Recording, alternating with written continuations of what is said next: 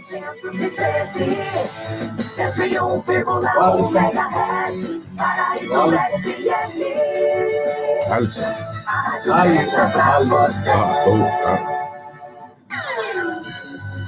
De olho na cidade, traz para você o jornalista Luciano Kleber. Alô, bom dia. Hoje é segunda-feira, dia 30 de dezembro de 2019. Oi. Opa. Oi. Deu certo? Espera aí. Oi. Alô, bom dia. Agora sim, hoje é segunda-feira, dia 30 de dezembro de 2019. Tem um probleminha aqui no microfone, mas a gente está se rearrumando. Bom dia, Newton. O Newton Nascimento hoje está no Remanso. Está lá na... O Newton Mourão está lá na Serra, lá em Guaramiranga. Grande abraço. Hoje é o Ricardo Oliveira, né? Ricardo Oliveira, hoje estreando aí como titular na bancada, conduzindo. Parabéns aí, muito obrigado, né, por ajudar a gente. Bom dia aqui para a moçada de Sobral, o Newton, de novo, né? O Assis Nascimento e o Ricardo Gomes. Aí em Fortaleza, o Ricardo Oliveira e o Vicente Alencar. O Adson no som, né? Um grande abraço para todos vocês. E, como sempre, eu inicio agradecendo aqueles que fizeram... Hoje eu cheguei aqui agora há pouco, né? Sobral, amanheceu o dia nublado. Eu acordo sempre às 4 horas, mas como o sol não chegava, eu continuava lendo o jornal, e quando eu vi, caramba, já está em cima da hora, né?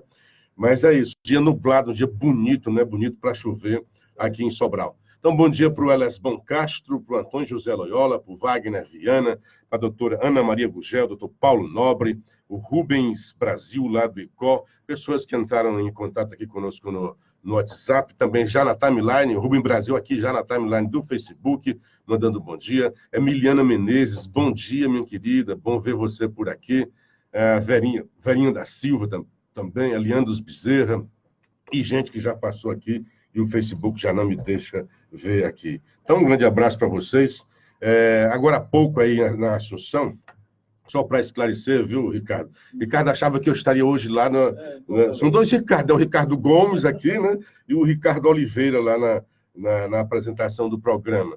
Então, eu estou em Sobral, amanhã estarei em Sobral, e amanhã é o último programa do ano que a gente apresenta, e a gente só volta na outra semana, tá? Ricardo, Vicente, meus queridos ouvintes, vamos aqui, tanto na Paraíso FM quanto na Assunção, vamos ter esse pequeno recesso. Então, amanhã é o último dia do ano, é o último programa que a gente vai apresentar, e aí a gente volta só na segunda-feira, dando aqui um descanso para os ouvintes e um pouco também para nós. Bom dia para o doutor Paulo Roberto, Emiliana, Fátima Johnson, lá no Jordão. Grande abraço, minha querida, o seu Johnson também. Hoje, os destaques que tem, notícia pouca, né? Quando chega assim, recesso, fim de semana. Então, vou falar em recesso e encontros de família. Vamos lembrar agora uma mensagem do Papa Francisco. Foi preciso o Papa Francisco falar desse assunto modernoso, dizendo, olha, nesses encontros de família, o que a gente muito vê é o pessoal na ceia, né, junto, porque é um momento de comunhão, quando você se reúne com a família. A gente teve muita gente, né, na verdade, teve essa experiência, né, essa alegria de estar junto, mas muita gente na mesa ligada no celular. Então, o Papa Francisco, Papa Chico, né, para alguns, está fazendo esse apelo. Gente, larguem o celular e voltem a conversar. Vamos voltar a conversar. Esta é o conselho e a exortação do Papa Francisco. Eu queria também deixar claro que houve muita gente, até no WhatsApp, e gente assim, poxa, como é que o Bolsonaro sanciona uma lei de autoria do Freixo? Olha, primeiro assim, vamos parar com preconceitos. Se a emenda é boa, se o projeto é bom, venha de onde vier, a gente deve aproveitar. Mas vamos esclarecer, a lei do juiz de garantias não é de autoria do Marcelo Freixo, como ele tentou se aproveitar, dizendo que era dele. Não, é de uma deputada chamada Margarete Coelho. Na verdade, o Freixo fez parte do grupo de estudos que estava lá tramitando no Congresso no pacote anticrime. Então, essa deputada é do Piauí, chama-se Margarete Coelho, do PP, Partido Progressista do Piauí. Ela é autora da emenda que inseriu a figura do juiz de garantias no pacote anticrime do ministro Sérgio Moro. Não foi o Bolsonaro que inseriu essa emenda, como disse, coitado do nosso querido colega articulista Henrique Araújo, do jornal O Povo, né? Como ele queria transformar o fato para caber na sua opinião, para mostrar que o Bolsonaro tinha sido um péssimo Papai Noel para o Moro, ele inventou essa história. Coitado, acho que nem inventou, foi traído, né? Acho que é traído, escreve e nem se apercebe que o presidente não pode emendar a lei que vem de lá, ou ele sanciona, ou ele veta, e acabou-se. Então, ela, junto com o outro, aí teve um outro que seria um coautor com ela, né? Seria o Paulo Teixeira, tá, que diz que a proposta não gera despesas, ao contrário do que disse o presidente Jair Bolsonaro. Ela sugeriu o texto em conjunto com o deputado Paulo Teixeira, do PT de São Paulo. Então, só para esclarecer, a emenda não é do Freixo, do Rio de Janeiro. Ele participou do grupo de trabalho e no Twitter quis se apoderar disso daí. Até isso os caras querem roubar, né? Então, a autora da emenda é uma deputada, chama-se Margarete Coelho, ela é aqui do Piauí, vizinho estado do Piauí, em coautoria com um petista lá de São Paulo, chamado Paulo Teixeira. Bom, esclarecido isso, né? Vamos... governo... Quem está aqui conversando aqui com Elias de Sobral e o Rubem Brasil, mandando um abraço. Também a Valônia Campos, Djalma Oliveira, bom dia, amigo. Dom Timóteo Oliveira, bom dia, Luciano Clever. Uma excelente semana para todos nós, amigos. E vem aí uma nova década, né? Que a gente tenha uns 10 anos, um período contado, né, de melhorias, de desenvolvimento, de prosperidade para o nosso país. Chega de tanto sofrer, como dizia a música, né? Então, eu queria começar com a matéria, Coluna do Povo, do Érico Firmo, né? Ele começa assim, um ano governo ideologizado como nunca vi. Deve ser um ano de governo ideologizado como nunca vi. Isso tem relação com o grau de ideologização do governo. Não é normal, ele vai dizer isso. Não me lembro de nenhum governo, acho engraçado o resultado depois, a conclusão, acompanhe, tá? De nenhum governo em seu primeiro ano ter sido tão ideologizado, tão afinado com o pensamento que o elegeu. Olha só, ele está dizendo que nunca viu um governo tão afinado com o pensamento que o elegeu. Isso aqui é um elogio para o Bolsonaro, né? De alguém que é fiel ao que falou na campanha. A gente vê ao contrário. Dilma, no segundo mandato, ela fez exatamente o contrário daquilo que ela dizia que iria fazer. Aliás, ela fez aquilo que na campanha ela acusava os seus adversários de que iriam fazer. É igual o Collor. O Collor chegou a dizer que o Lula iria congelar a poupança. Foi ele quem congelou. A Dilma disse que os adversários delas iriam aumentar os juros, a inflação, e foi tudo que ela fez assim que teve o seu mandato confirmado. Seu segundo mandato confirmado, né? Luiz Inácio Lula da Silva, no primeiro ano de mandato, fez justo o contrário, estelionato, isso se chama estelionato. Lula fez justamente o contrário daquilo que se esperava dele, daquilo que ele tinha prometido em campanha. Tocou uma reforma da Previdência que deixou os sindicatos enfurecidos. Brigou com sua base para fazer acenos a quem não confiava nele. Então, Lula foi um traidor, segundo as palavras aqui do Érico Firmo. Bolsonaro faz justo o contrário. Abraça-se com quem o apoiou e briga com todo o resto. Nas palavras do Érico Firmo. A estratégia de Lula foi ampliar os apoiadores, ou pelo menos reduzir a oposição, ainda que seja uma sustentação bem frágil.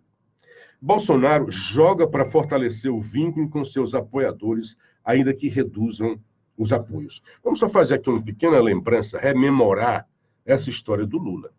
O Lula dizia uma coisa completamente diferente, o histórico dele era completamente diferente. Quando terminava o governo do FHC, foi um caos na economia, porque a previsão, a projeção é de que Lula seria eleito, e se Lula fosse fazer aquilo que ele estava propondo na campanha, o país ia se acabar. Resultado, quando o Lula está prestes a vencer as eleições, ele muda o figurino. Aí ele diz, né, que é a música do Raul Seixas, né? Eu sou uma metamorfose ambulante. Mas foi da água para o vinho.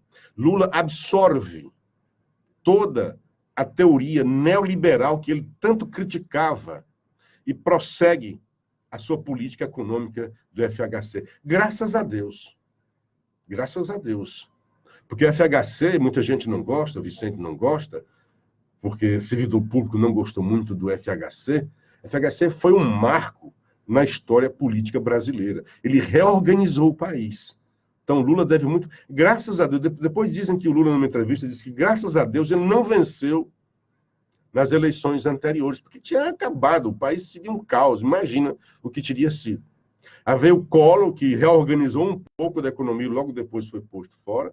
Depois veio o rapaz lá de Minas Gerais, do Tupete, o Itamar Franco.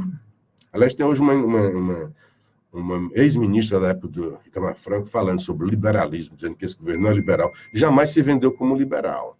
Jamais. Sempre foi um governo conservador. Na economia é que é liberalizante. Ele até disse, não entendo muito de economia. Vai ser o Paulo Guedes. Então, esse é o liberal que está tomando conta da economia. Nos costumes, o governo é conservador e sempre se vendeu assim. Sempre se colocou assim. Então, Lula mudou tudo e, a partir daí, Lula tenta governar essa história de coalizão, não conseguia passar muitas suas coisas e passou a comprar deputados, que foi o Mensalão. O Mensalão era o governo tentando, e assim, isso é uma afronta à democracia. Fala-se hoje, a moçada da esquerda, a esquerdalha, fala muito, um perigo, um retrocesso para a democracia com a eleição de Bolsonaro, dos direitos. Olha o que Lula fez. Assim que assume, ele compra o Congresso, compra o Mensalão, paga. Isso sim é que é afrontar a democracia. É um poder sobrepujando o outro. Aqui é o contrário. Hoje está também na Folha de São Paulo, se eu não me engano, traz uma matéria que nunca, percentualmente, nunca houve tanto veto ou derrubada de veto aquilo que o executivo quer em cima do legislativo. Não há compra mais de parlamentares. Isso se tornou uma normalidade dentro do Congresso. A compra literal, grana, paga lá o cara e ele vota com a gente. Porque não queria se submeter ao PMDB, aos grandes partidos que sempre mandaram, né? Então, comprou. E foi nessa compra, né, uma coisinha besta, boba lá com o PTB, que foi descoberto. O ministro, né, do Trabalho, na época do PTB, o nome fugiu agora aqui, o cara que cantava também. Gilberto Gil? Não, é do PTB. A filha foi deputada também. É lá do Rio de Janeiro. Fugiu completamente o nome dele. Eu até brincava, mas esse cara merece uma estátua. Porque foi ele, que se não fosse ele, Zé Disseu teria sido, em vez de Dilma, Zé Disseu teria sido o presidente do Brasil naquela época, né? Então ele veio, deu entrevista para a Folha de São Paulo e explicou. Ele dizia, sai daí, Zé. Diz que o Zé Disseu provocava os instintos mais primitivos nele. Ainda tentava defender o Lula. Então veio o escândalo do Mensalão. Depois ele se junta com o PMDB, com o que tinha de ruim no PMDB, para governar. Esse foi o cara que dizem que é o grande democrata. E fazendo aquilo, exatamente o contrário do que ele tinha prometido na campanha. Por isso é interessante essa coluna aqui do Érico Firmo, falando disso. Cadê? Fugiu aqui o... Globo agora tem que assinar também, né? Todos estão nessa agora, tá? Sim, então continua o Érico, né? A estratégia Bolsonaro joga para fortalecer o vínculo com seus apoiadores, ainda que reduza os apoios. Quer dizer, um cara que não cede ao populismo. Nas palavras do Érico Firmo, veja bem. Aí faz um subtítulo aqui, os adversários de Bolsonaro. Pesquisa do Instituto Paraná perguntou quem é o principal adversário de Bolsonaro na próxima eleição. A fila é puxada por Lula, com 32%, e remota chance de ser candidato. Ciro Gomes, com 15%, é o bloco da centro-esquerda. Na centro-direita, João Dória tem 11%, Luciano Huck 8% e Wilson Witzel 3%. O governo Bolsonaro, ele vai finalizar, é do tipo que polariza, contribui para o antagonismo, assim estimula o surgimento de oposição. Rapaz, o que é que de oposição está surgindo? Está o normal que sempre teve, né? Porém, hoje não tem adversário natural. Então, como é que o cara que diz que você está dizendo que ele estimula o surgimento de oposição não tem um candidato natural, uma oposição natural, né? Lula segue inelegível e Ciro aposta num vácuo para ocupar espaço sem se desvincular. Sem se desvincular. Na direita, sem desvincular ao desgaste do petismo. Na direita, Dória e Witzel terão de se viabilizar e ainda desistir de buscar uma possível reeleição para entrar numa eleição difícil, disputa presidencial. E há o novo que não desapontou até hoje, que não despontou até hoje. O que é que o Érico está resumindo ao que o Érico disse? Nós temos Bolsonaro, que faz exatamente o que prometeu na campanha.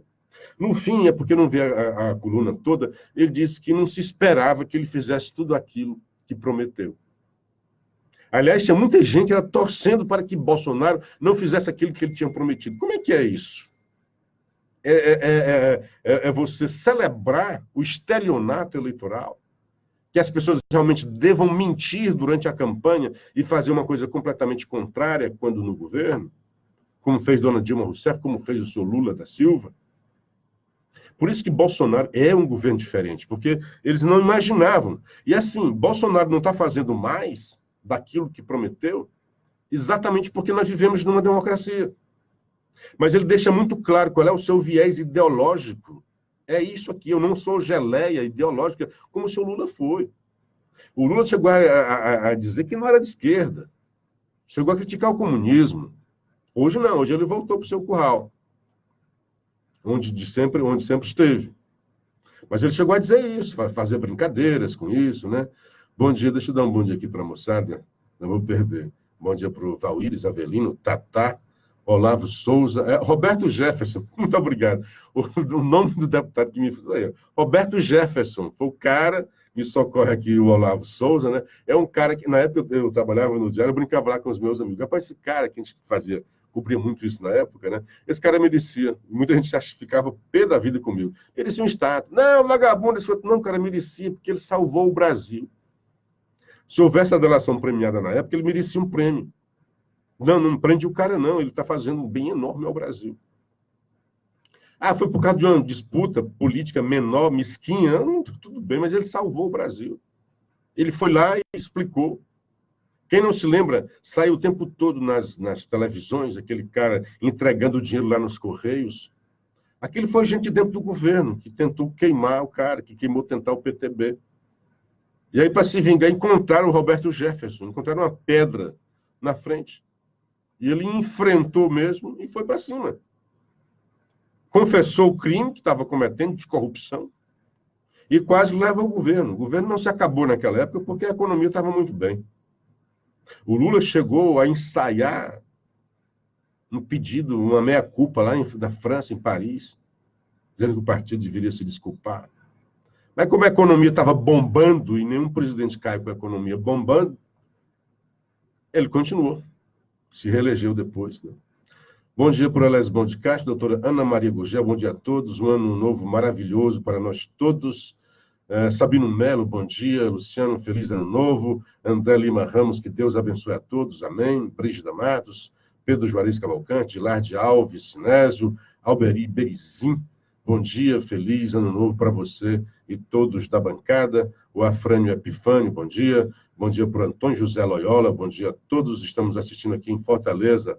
Vamos lá curtir, sempre faz esse apelo para que a gente curta o programa. 6h20, hora de tomar uma água, que hoje eu não trouxe por causa da carreira.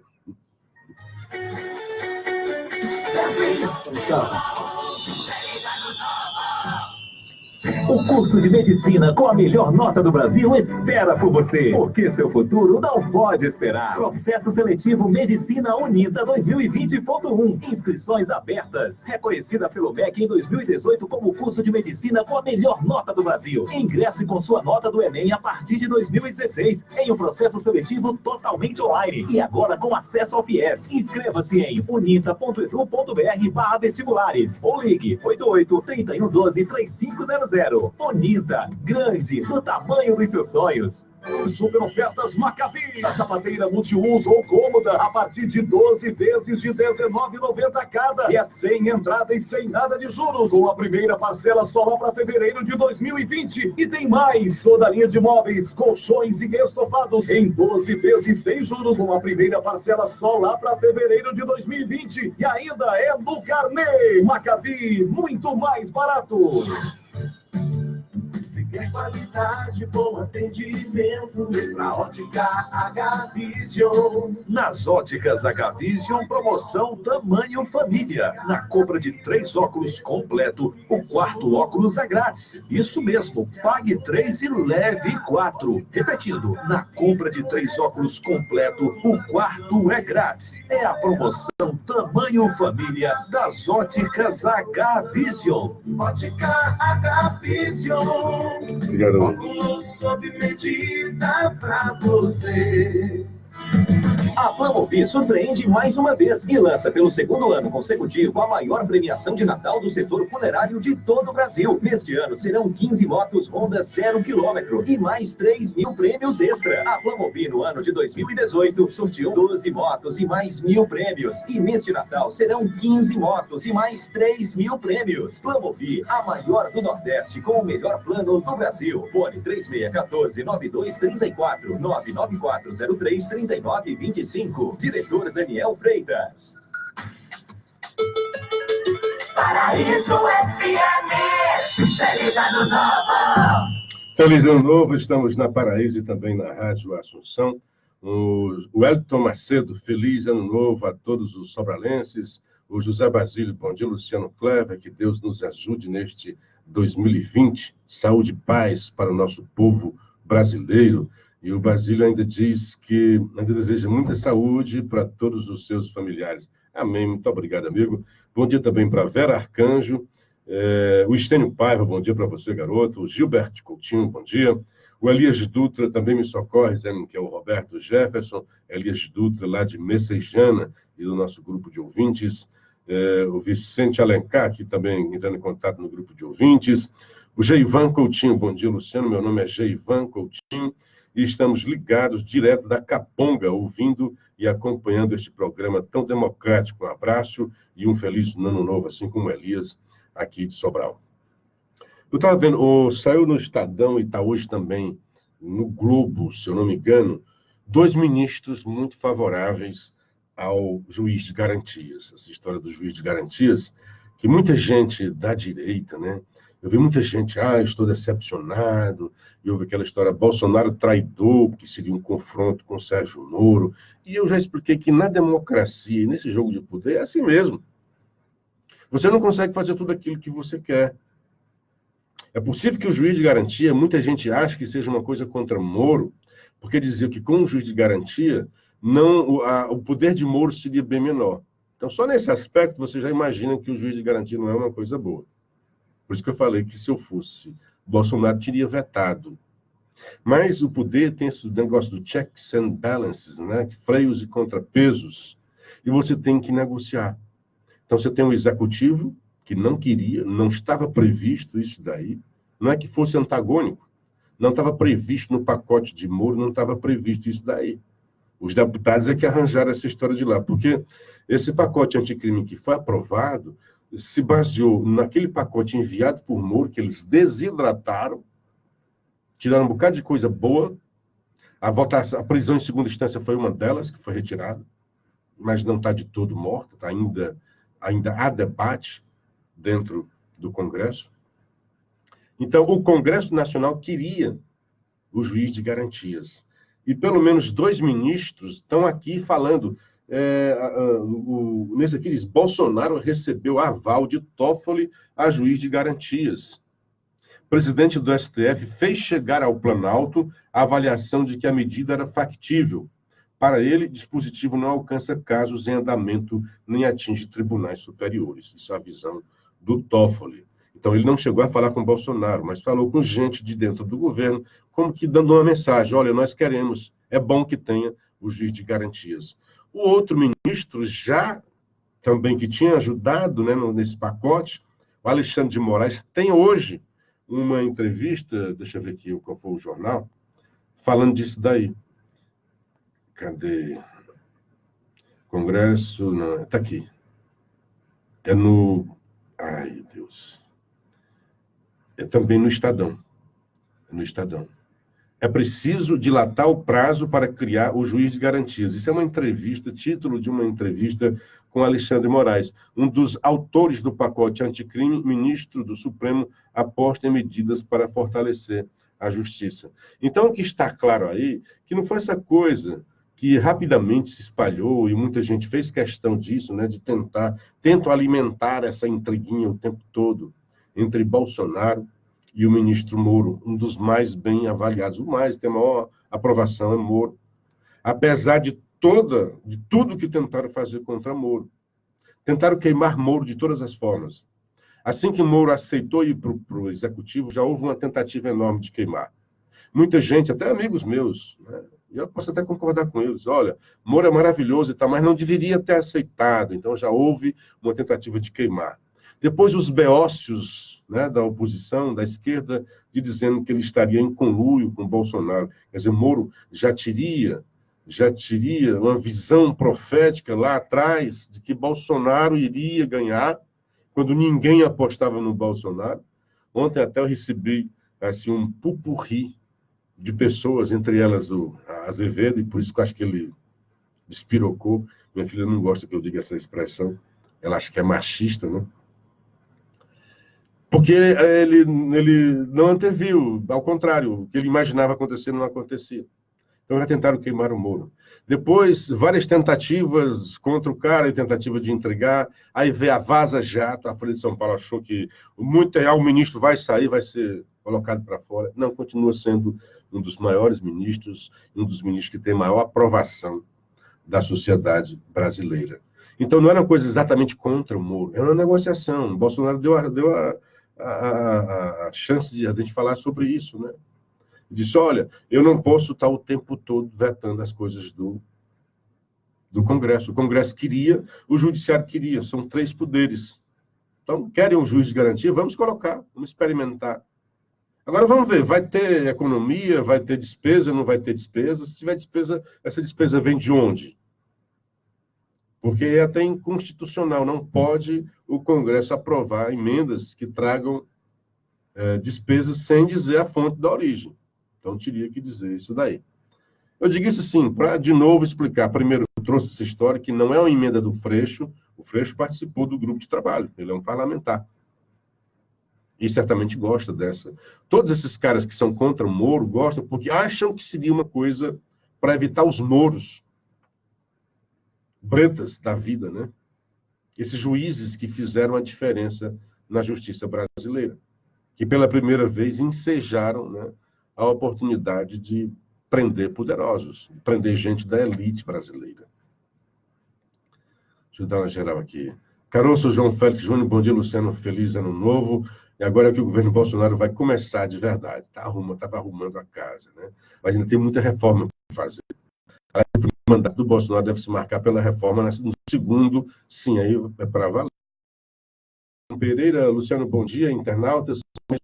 Chega assim, a Rádio Web Interative Metro de Maranhão continuará transmitindo e acompanhando em 2020. Feliz ano novo a todos. Obrigado, meu amigo, pela carona cibernética que você me dá todo dia. O Wagner Viana. Bom dia, Luciano. As armas de fogo legalizadas no Brasil aumentou em 50% em relação ao ano passado.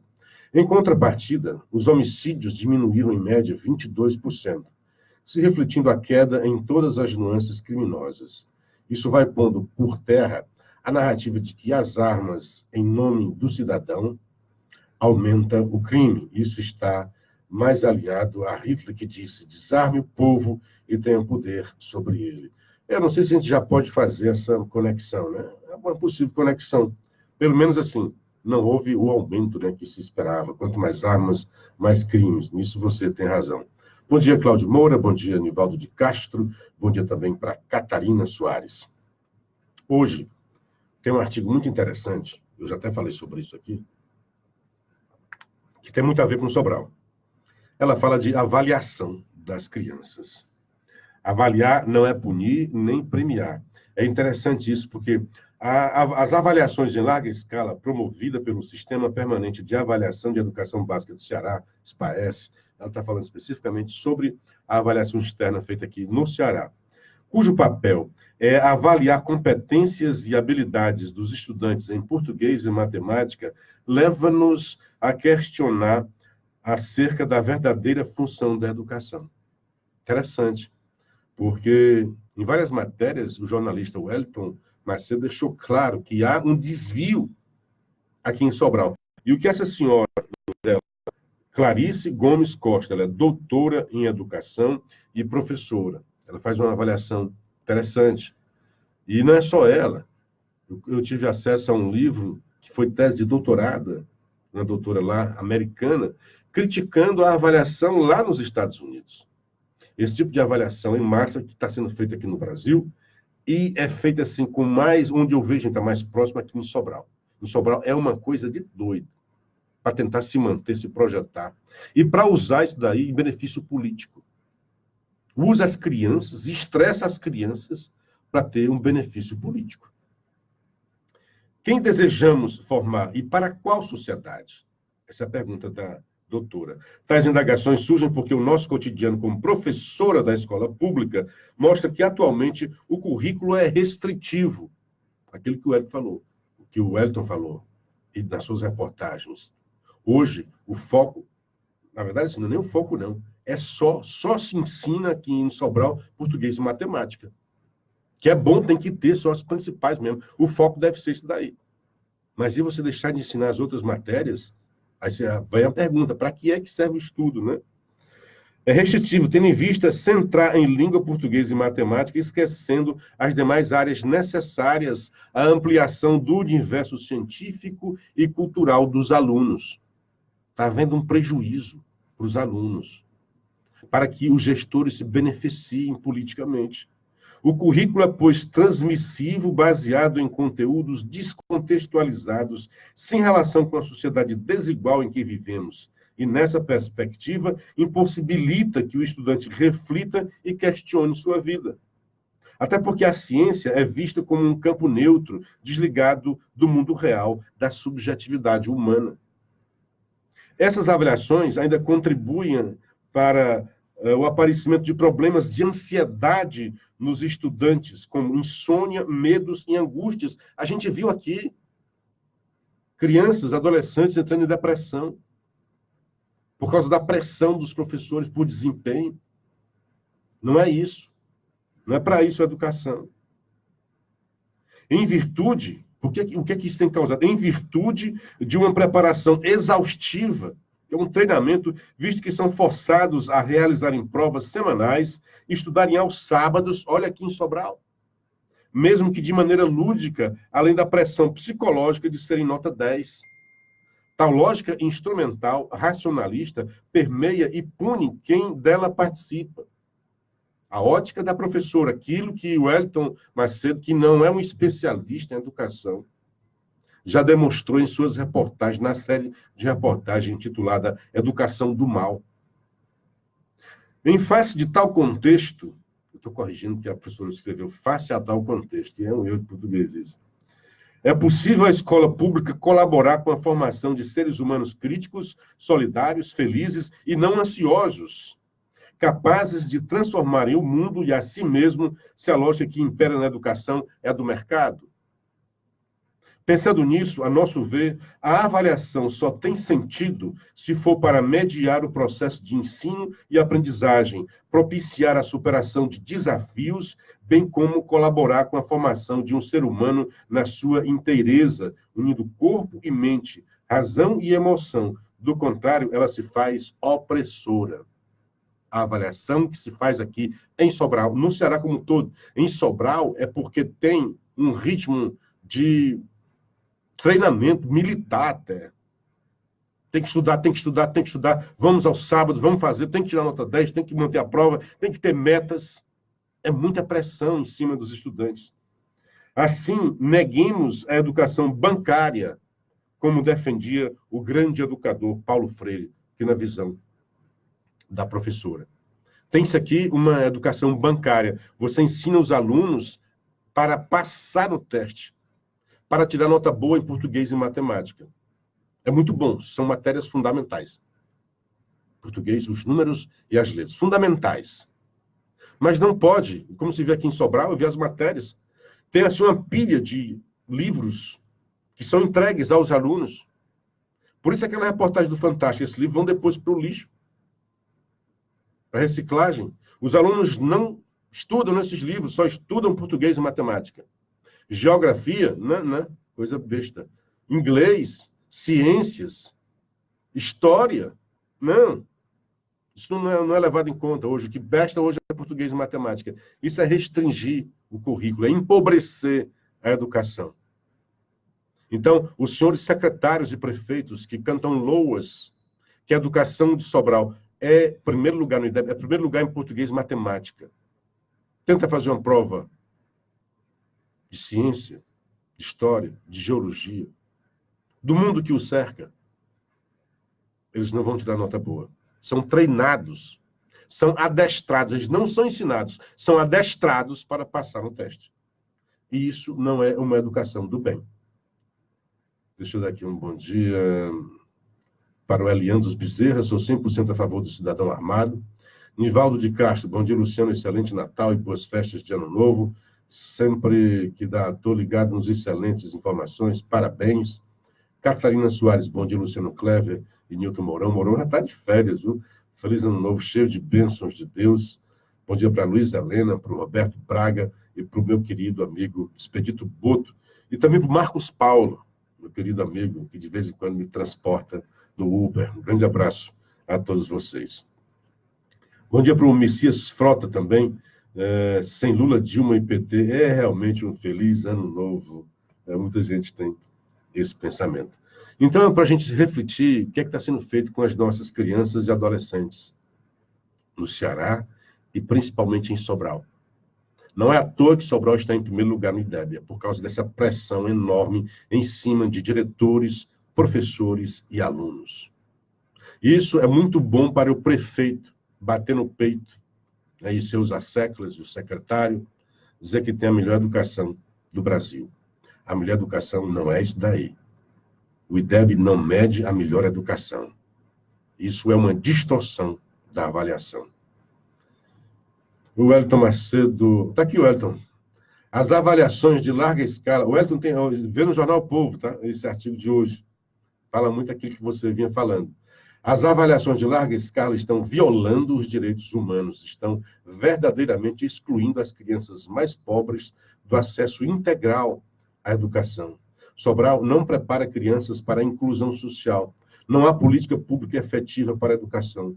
O foco é publicizar mentiras e alavancar ganho político exclusivamente.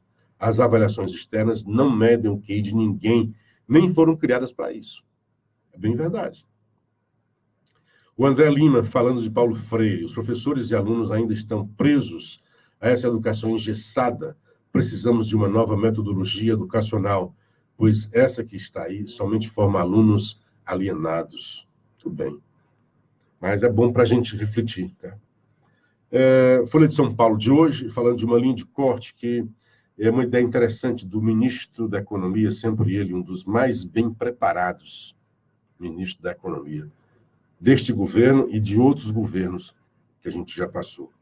E olha que a equipe do Temer era muito boa. A de Dilma era um desastre. Então, ele está querendo que é o seguinte, olha, nós vamos, se tiver mau desempenho, a ideia é permitir que o servidor de mau desempenho seja demitido. Não tem sentido, eu vi isso muito na Caixa Econômica. Tinha o cara que se esforçava muito, fazia de tudo, e tinha aquele que não fazia nada. No final do mês, ambos recebiam o mesmo salário. e ambos iam se aposentar com o mesmo salário e tal. Aqui acolá um tinha promoção, mas o salário base era o mesmo.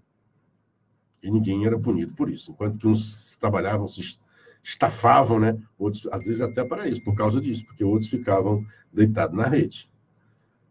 Bom dia para o Gilberto Coutinho, parabéns pelos seus belos comentários. 10. Muito obrigado, amigo. Então, linha de corte é o título da Folha de São Paulo de hoje, dessa coluna. O Ministério da Economia planeja mandar, no pacote da reforma administrativa, que será enviado ao Congresso no início de 2020, um projeto de lei para instituir e regulamentar o processo de desligamento de servidores estáveis por mau desempenho. A medida se somará às mudanças que serão feitas para tornar mais rígido o processo de avaliação desses quadros.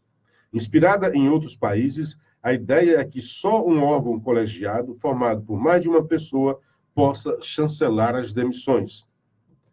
Ao delimitar que um servidor só possa ser demitido após o parecer de um órgão colegiado, a pasta evitaria acusações de perseguição política.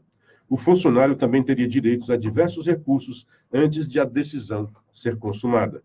O objetivo, segundo integrantes do Ministério da Economia, não é simplesmente punir aqueles que tiveram desempenho abaixo do esperado, mas dar a eles a chance de aprimorar a qualidade do serviço.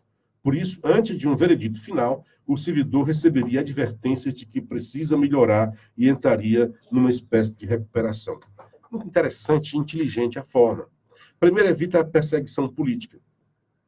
Como tem agora essa possibilidade de eu demitir alguém que tem um desempenho abaixo do esperado, pode dar esse poder a chefes mequetrefes, né, que às vezes estão lá não só pelo mérito, né, mas por indicação. O normal é que fosse só pela meritocracia, tentar se vingar de algum servidor. Então, serve para duas coisas. Primeiro, evita a perseguição política. Segundo, democratiza, porque vai ser um conselho. E o terceiro é o processo. Não é simplesmente, o cara teve um desempenho abaixo, bota para fora. Não. Essa pessoa vai ser chamada. Olha, era esperado de você desempenho X e você não correspondeu. Então, você é preciso tomar algumas medidas aqui, porque se continuar assim, você vai ser demitido. Então, isso dá uma possibilidade da pessoa melhorar. E quando se fala da pessoa melhorar individualmente, o que é que se traz de consequência? O aumento da qualidade do serviço público.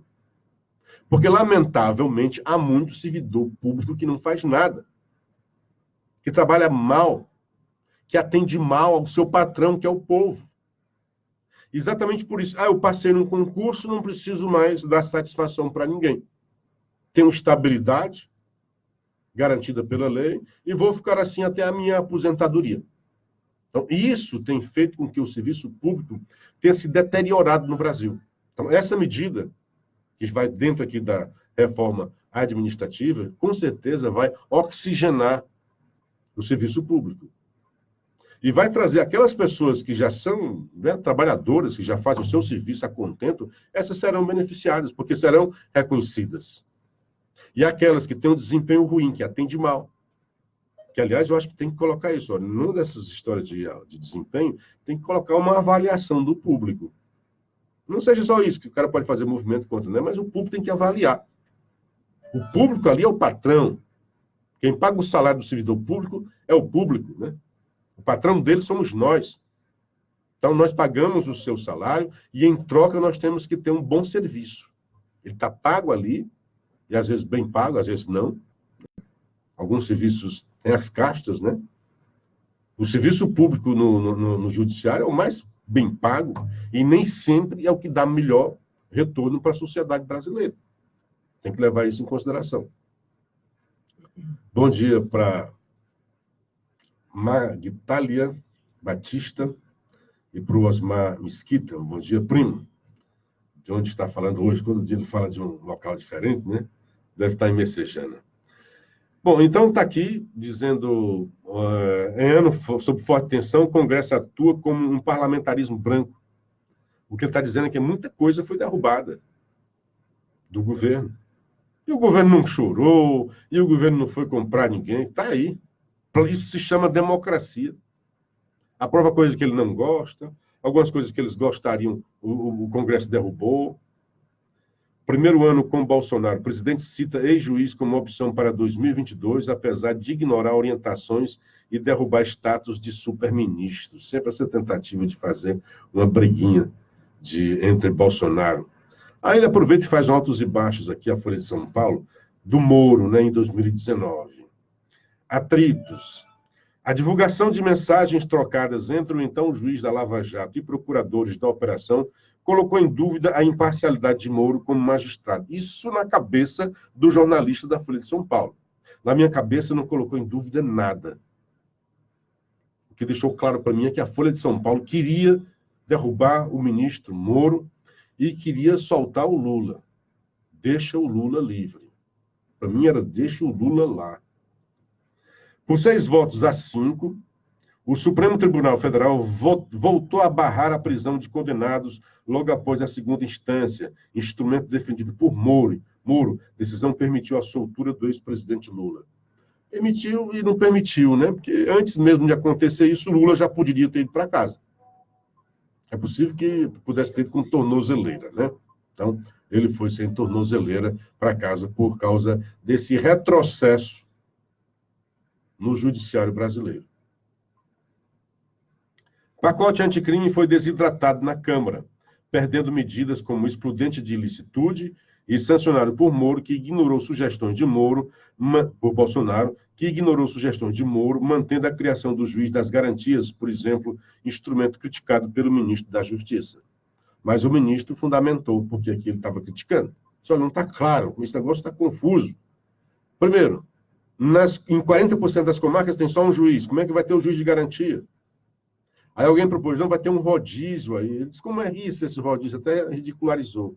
É complicado. Acho que não é de imediato esse juiz de garantias não vai demorar um tempo, acho, para se adaptar nesse novo desenho à justiça brasileira. Então, disse isso à Folha de São Paulo como derrotas para o Moro. Vaza Jato não atingiu em nada, né? Os 6 votos a 5 foi aumentar a popularidade de Moro, olha, e descer a do judiciário. Aliás, o Datafolha trouxe uma pesquisa, pela primeira vez, né, a popularidade do Supremo. Perde para todo mundo. 45% é contra o Congresso, 39% é contra o Supremo, e mais ou menos a mesma coisa contra o Bolsonaro. Então, está todo mundo ruim aí. Bolsonaro é o menos mal.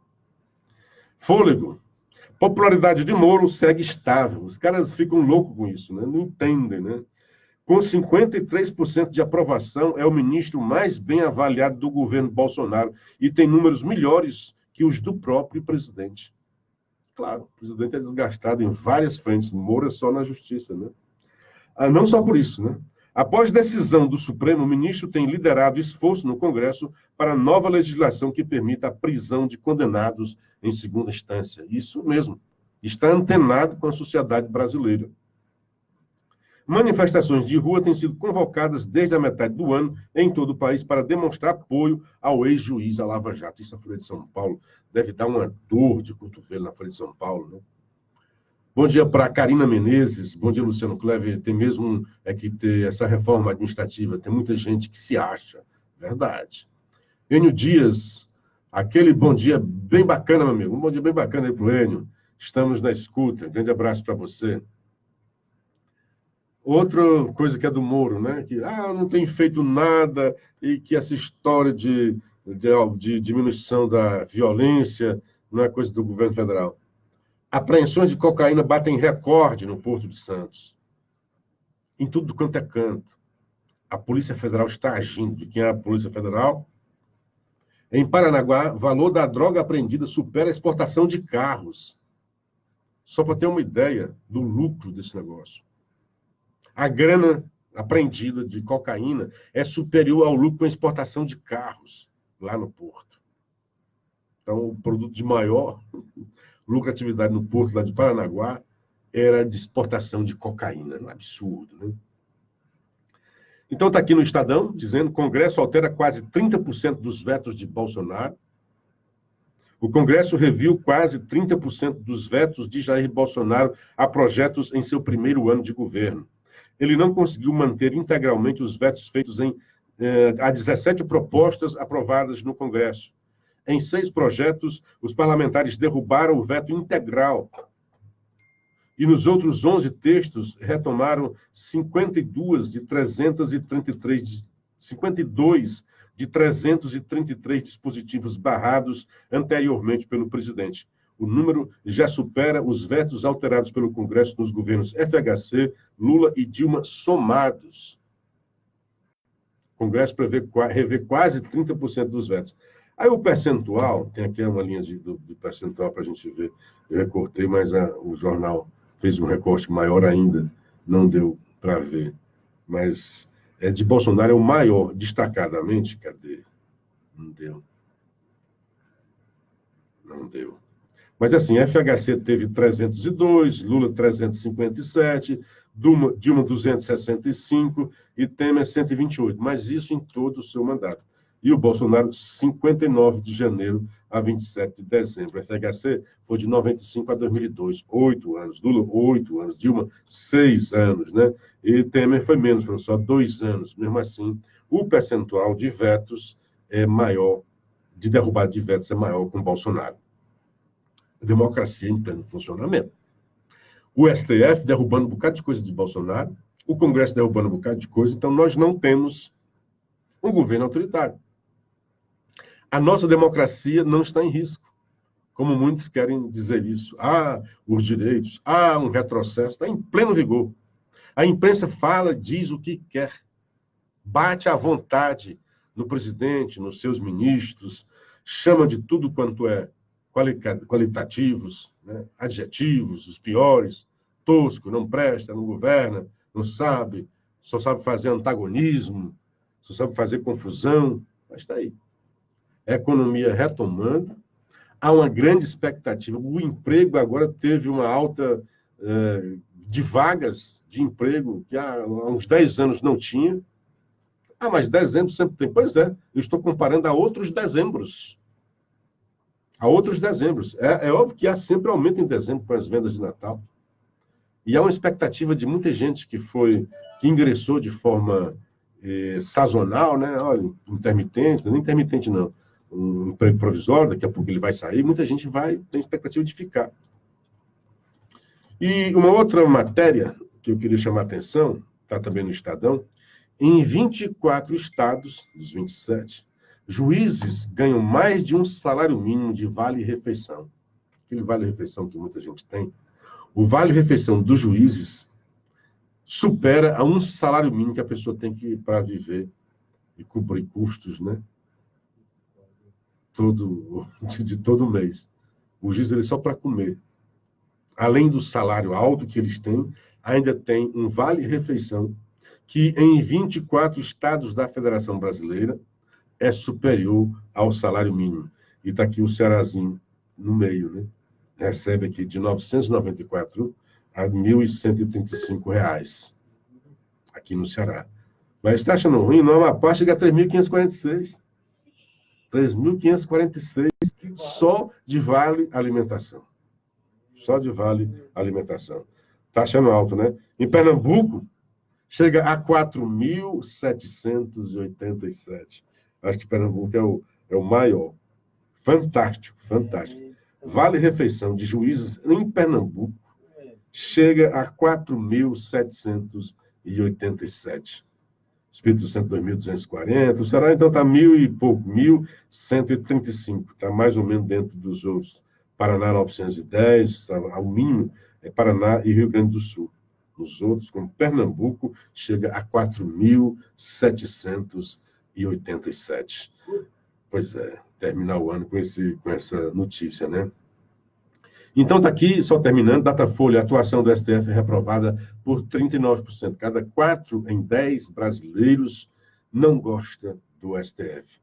A avaliação negativa é quase o dobro da taxa dos que consideram o trabalho dos ministros da Corte como ótimo ou bom. A rejeição é maior entre brasileiros das regiões metropolitanas e que ganham mais de 10 salários mínimos. 4 em 10 brasileiros avaliam a atuação do STF como ruim ou péssima, conforme o Datafolha. A aprovação do STF é próxima do presidente Bolsonaro, 36. Então, gente, olha só, mete o cacete no Bolsonaro. Nunca teve assim tão ruim. Bolsonaro, reprovação, 36%, executivo, né? 36%. STF, 39%. Congresso, 45% de reprovação. Dito isso, 6 horas e 55 minutos.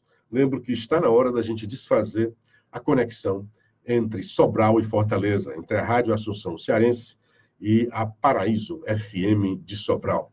Então, nesse momento aí, na Assunção, não sei se o Carioquinha já está de volta, nós estaremos Band, aqui na Paraíso FM, retoma o comando do De Olho na Cidade, o grande comunicador Assis Nascimento, ao lado de Ricardo Gomes. A vocês, muito grato pela audiência, um dia bastante proveitoso e até amanhã, com a graça de Deus. A sessão é basicamente a Band, né? Agora direto, né? Os caras estão saindo.